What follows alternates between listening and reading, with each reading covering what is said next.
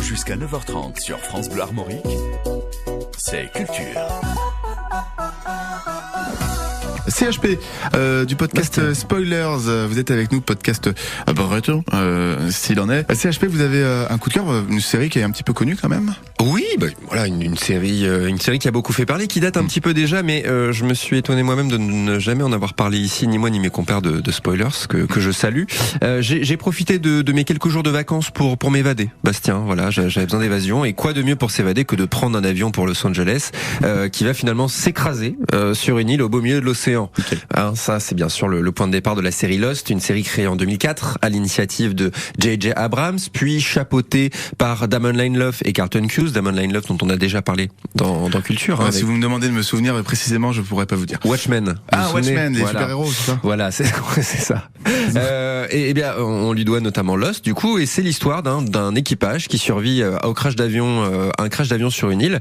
Mais ce point de départ vous semblera de plus en plus lointain à chaque épisode, tant la série a à vous offrir en termes de surprise et de divertissement. Lost, c'est la série qui a marqué l'entrée de la série télé au grand public dans une nouvelle ère. Voilà, avec une narration plutôt originale, assez exigeante finalement rappelez-vous, à l'époque c'était sur TF1, 20h, Lost, les 3 premiers épisodes avaient tout cassé à l'époque. C'était un public qui n'était pas forcément habitué à voir ce genre de série. Chaque épisode montre d'un côté la survie donc de cet équipage qui s'est crashé sur l'île et qui tente de survivre face à des ours polaires, des gens bizarres et des statues à 4 doigts.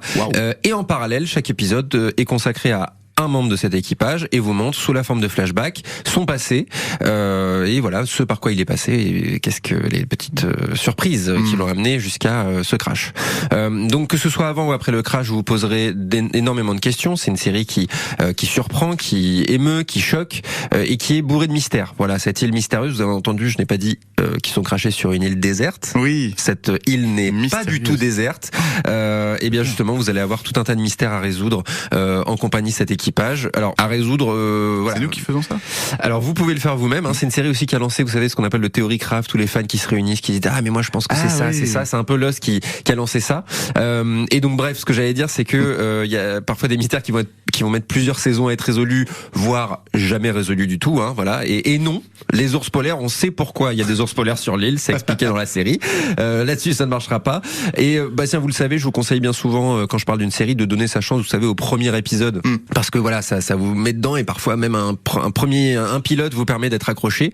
Et bien fort de ces 20 et quelques épisodes par saison, Lost vous transportera dans l'espace et dans le temps, vous fera rêver, cogiter, et comme très peu de séries ont réussi à le faire, donc vraiment tentez-le.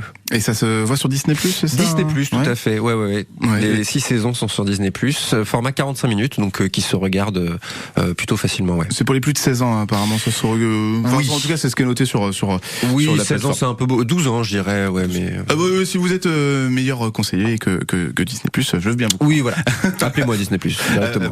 On les appelle tout de suite. Merci beaucoup CHP du podcast Spoilers. Merci à vous Solveig Touzé de la Nuit des Temps, la librairie Jusqu'à 9h30 sur France Bleu Armorique, c'est Culture.